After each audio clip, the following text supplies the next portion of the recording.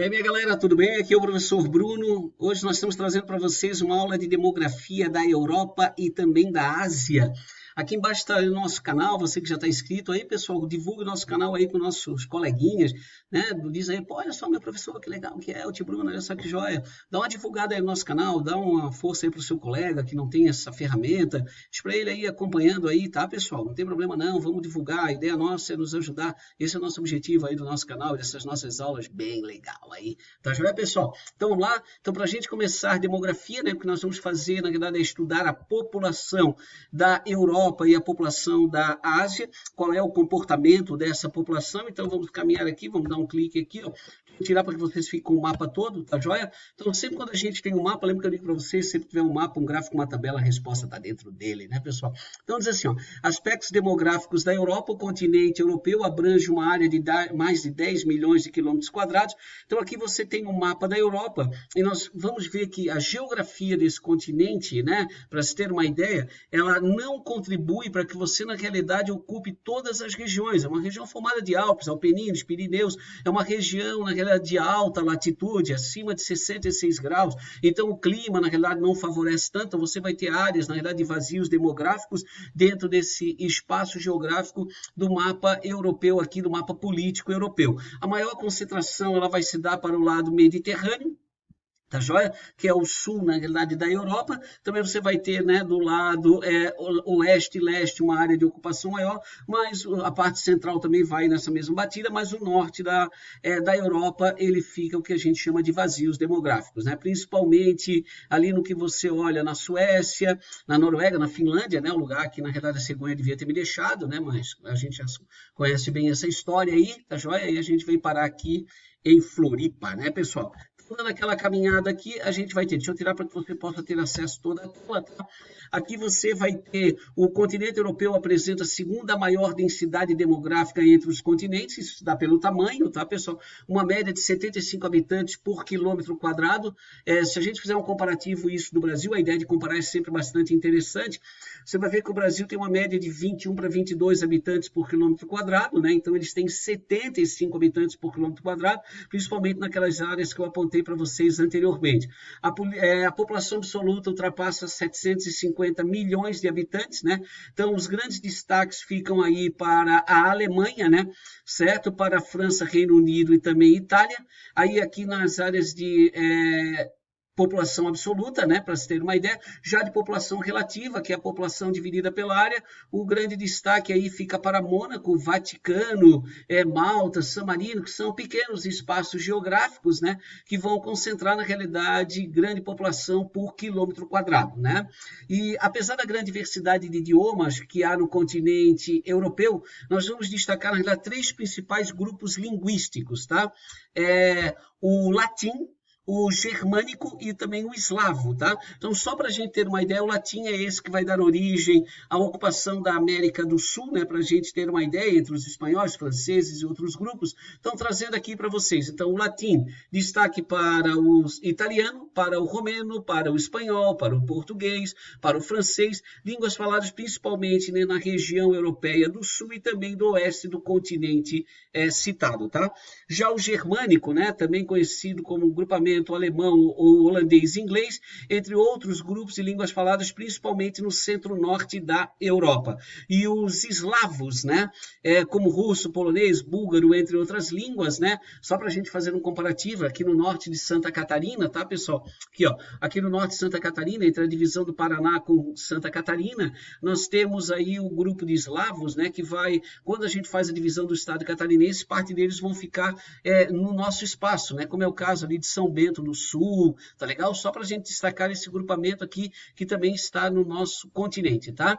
Línguas faladas comumente no chamado leste europeu, tá joia? Então, aqui é a formação da população, quantos eles, na realidade, vão se formar, quantos temos por quilômetro quadrado e quais são os principais grupos linguísticos dessa região.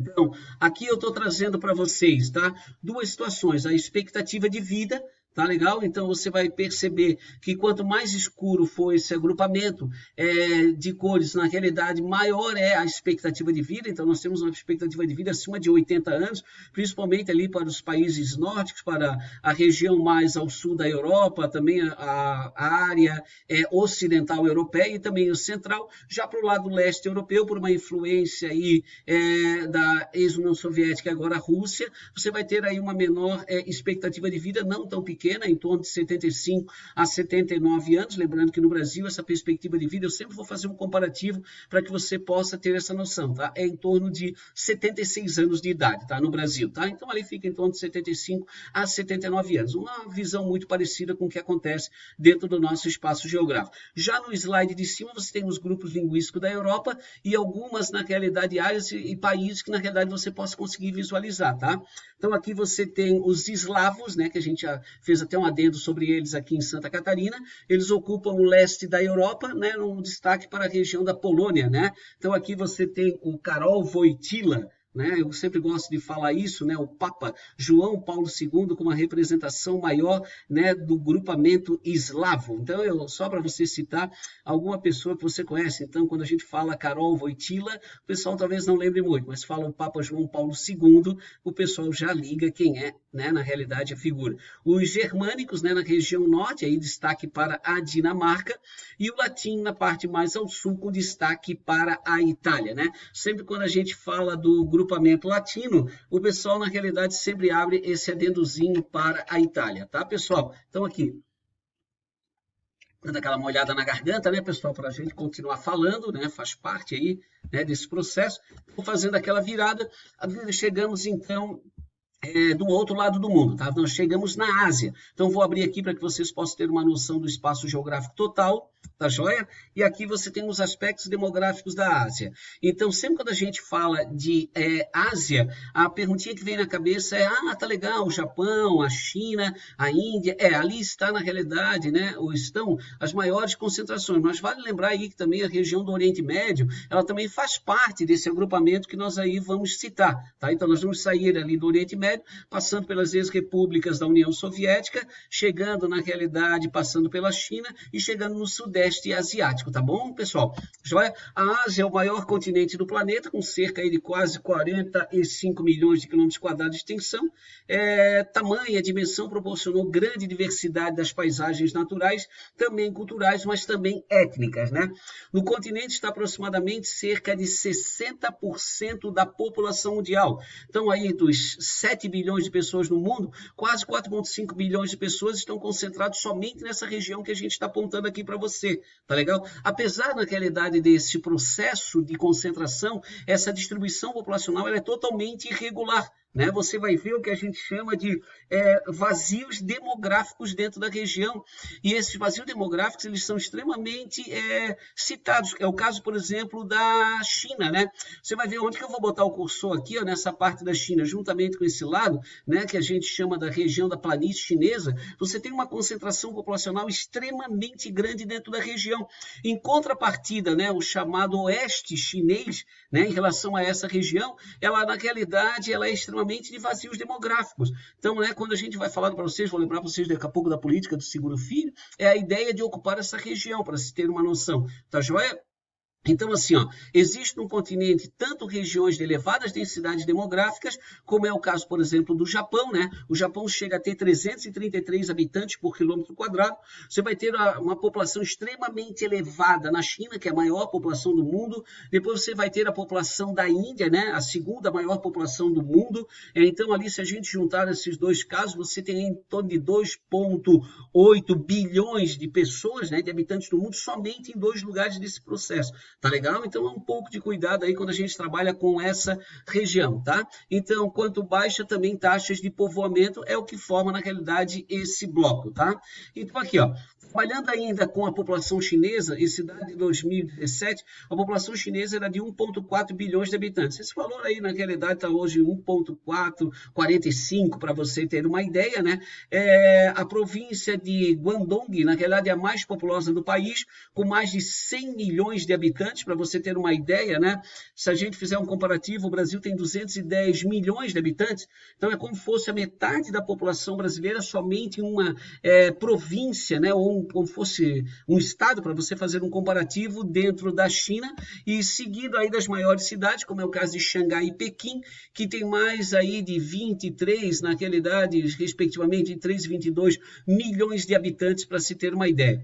Aqui nós chegamos num parâmetro bastante interessante, que é a política do filho único, né, criada em 1979.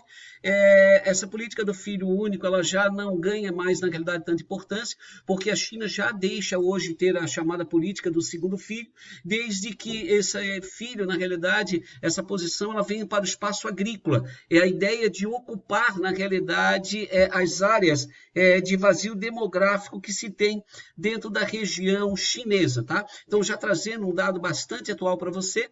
Então, aqui diz que, na realidade, o objetivo do governo era frear o crescimento populacional, temendo, na realidade, o grande contingente populacional, mas isso criou o que a gente chama de um descompasso populacional, né? Certo? Você vai ter muito mais homens do que mulheres dentro da China, tá? E chegando aí na Índia, né, a segunda maior população absoluta do mundo, né? Então, em 2017, esse valor de 1,3, a China, assim como a Índia, são, na realidade, populações de grande concentração. Só que a Índia, provavelmente, é a perspectiva que se tem em 2050, que ela se torne a maior população do mundo. Isso se dá, na realidade, por uma mudança constitucional, né? O regime de casta, ele já não é mais constitucional. Então, hoje você pode ter casamentos entre diversas castas, para se ter uma ideia, o que faz com que isso tenha um objetivo não um objetivo em si, mas que possa gerar, na realidade, um crescimento populacional extremamente grande dentro da região, tá? Nos últimos anos, a taxa de crescimento populacional indiana, como eu disse para vocês, vai superar e superou a chinesa, o que leva, na realidade, a crer, né? Eu já falei para vocês isso, em 2050, a perspectiva seja que a Índia se torne a maior população do mundo. Mas com a política do segundo filho hoje já na China, então nós teremos aí um embate entre esses dois espaços geográficos na região, né, da Ásia, tá? Então é só para a gente ter uma ideia que essa área do mundo, elas crescem, como a gente diz, a toque de caixa. Eles crescem o equivalente que a gente chama de 3 por 1, enquanto que na realidade o Ocidente cresce 1, o Oriente na realidade ele cresce a toque de caixa de 3, tá? E uma população, por exemplo, no Japão, que parece que vai na contramão, é uma população de idosos. Então, essa é a característica marcante dessa, né, região, né, e principalmente desse lado, se fizermos um comparativo com a Europa, tá bom, pessoal? Com isso, a gente encerra esse encontro da gente, faz um coraçãozinho aí, tradicional, com o lado direito aí de vocês, tá legal? Eu com o lado esquerdo aqui. Então, um abraço para vocês, tá? Então, aí, fiquem com Deus, estudem bastante aí, tá bom, pessoal? Divulgue aí o nosso canal, o link tá lá no começo da nossa aula, e espalhe aí para o seu coleguinha aí, tá? Já que você não tiver acesso aí por um colega de trabalho nosso, um professor, divulgue, isso não gera nenhum problema. A ideia é que todo mundo tenha acesso à informação, tá bom, pessoal? Um abraço, fui, um beijão para vocês, tá legal, pessoal?